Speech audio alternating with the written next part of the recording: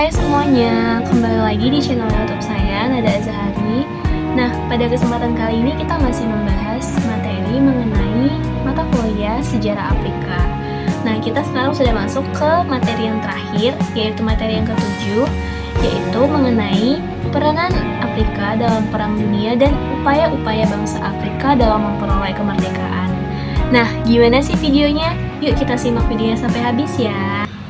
Oke, masuk ke submateri yang pertama, yaitu peran Afrika dalam Perang Dunia. Nah, benua Afrika ini tuh memainkan peran yang cukup besar ya dalam 2 kali Perang Dunia, meskipun sering terlupakan dalam catatan sejarah dunia. Saat Perang Dunia I berakhir, kekalahan Jerman membuat semua jajahannya di Afrika diserahkan kepada negara-negara pemenang perang seperti Inggris, Prancis, dan juga Belgia. Wilayah-wilayah ini tuh dikelola di bawah sistem mandat Liga Bangsa-Bangsa atau LBB, dengan tujuan resmi untuk membantu kemajuan penduduk pribumi. Namun kenyataannya, mandat itu hanya menjadi kedok untuk melanjutkan eksploitasi ekonomi dan politik. Penduduk Afrika tetap dipaksa bekerja di perkebunan dan tambang untuk kepentingan bangsa Eropa. Di Afrika Utara, terutama di Mesir, muncul semangat nasionalisme yang menentang dominasi Inggris. Tokoh seperti Arabi Pasha memimpin gerakan menuntut pembaruan pemerintahan menuju sistem demokratis. Semangat yang sama juga tumbuh di Maroko, Tunisia, dan Libya yang semuanya mulai menuntut kebebasan dari penjajahan. Sementara itu, di Afrika Selatan muncul kebijakan apartheid, yaitu sistem pemisahan ras antara kulit putih dengan kulit hitam. Pemerintah kolonial dan memberlakukan hukum yang membuat orang kulit hitam menjadi warga kelas 2, yaitu dilarang tinggal di daerah tertentu, diberi upah rendah, dan tidak memiliki hak politik. Kebijakan ini memicu perlawanan besar yang dipimpin oleh African National Congress atau ANC dan tokoh legendaris lainnya seperti Nelson Mandela. Mandela dan rekan-rekannya mendirikan sayap bersenjata Umkhonto we Sizwe atau tombak bangsa untuk melawan kekerasan rezim apartheid. Tetapi perjuangannya tidak sia-sia. Tekanan dunia internasional dan semangat rakyat Afrika Selatan masa itu akhirnya berhasil menghapus sistem apartheid.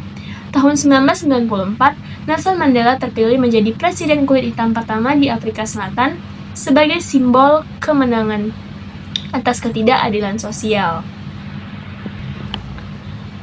Peranan Afrika dalam Perang Dunia tidak hanya soal pertempuran saja, tetapi juga bagaimana perang membuka mata rakyat Afrika bahwa mereka bisa berjuang untuk menentukan nasib sendiri. Pengalaman eksploitasi dan diskriminasi selama perang menjadi pemicu munculnya gelombang nasionalisme baru di seluruh benua. Sekarang kita masuk ke subbab yang kedua, yaitu upaya-upaya bangsa Afrika dalam memperoleh kemerdekaan. Nah, setelah Perang Dunia berakhir, muncul kesadaran kuat di kalangan masyarakat Afrika untuk melepaskan diri dari penjajahan. Gelombang perjuangan kemerdekaan terjadi hampir di seluruh wilayah Afrika, baik di jajahan Prancis maupun Inggris. Yang pertama, perlawanan terhadap jajahan Prancis. Prancis menerapkan politik asimilasi dan asosiasi di jajahannya. Intinya, rakyat Afrika dipaksa meniru gaya hidup, bahasa, bahkan budaya Prancis agar menjadi bagian dari Prancis Raya. Tapi tujuan sebenarnya adalah agar rakyat Afrika mudah untuk dikendalikan. Di Afrika Barat, politik ini dijalankan melalui pendidikan dan pembentukan golongan elit yang berpikir seperti Eropa. Di Maroko, muncul tokoh Abdul Karim yang memimpin pemberontakan Rif melawan Prancis dan Spanyol. Walaupun sempat dikalahkan, perjuangan ini membangkitkan kesadaran nasionalisme. Kemudian muncul Partai Istiqlal atau Partai Kemerdekaan pada tahun 1943 yang secara terbuka menuntut kemerdekaan penuh. Gerakan serupa juga terjadi di Tunisia melalui Partai Neo Destour dan di Aljazair melalui berbagai kelompok perlawanan yang akhirnya memicu perang panjang melawan Prancis. Negara-negara jajahan Prancis ini akhirnya satu persatu merdeka sekitar tahun 1960, termasuk Madagaskar yang melalui perjuangan politik panjang dan pembentukan Partai Nasional MDRMM akhirnya merdeka pada 26 Juni 1960. Yang kedua, perlawanan terhadap jajahan Inggris. Inggris memiliki sistem kolonial yang berbeda yang disebut indirect rule atau pemerintahan tidak langsung. Dalam sistem ini, penguasa lokal tetap dipertahankan tetapi berada di bawah kendali Inggris. Tujuannya agar penjajahan tampak halus namun tetap menguntungkan Inggris. Setelah Perang Dunia II, muncul gelombang baru nasionalisme di berbagai daerah seperti Nigeria, Ghana yang dulunya pantai emas, dan Kenya.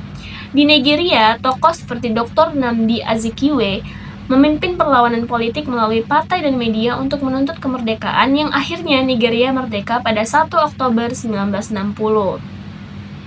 Untuk di Afrika Timur sendiri dipimpin oleh Julius Nyerere melalui organisasi TANU yaitu Tanganyika African National Union. Ia menuntut kemerdekaan penuh bagi Tanganyika yang saat itu dikuasai Inggris. Setelah perjuangan politik panjang, Tanganyika merdeka tahun 1961, disusul oleh Zanzibar tahun 1963 dan keduanya bersatu menjadi Tanzania. Sementara di Afrika bagian utara, yakni tepatnya di Mesir dan Sudan, juga berjuang melawan Inggris. Sudan akhirnya meraih kemerdekaan tanggal 1 Januari 1956. Perlawanan yang tak kalah keras dari rakyat Afrika juga terjadi di Kongo, jajahan Belgia.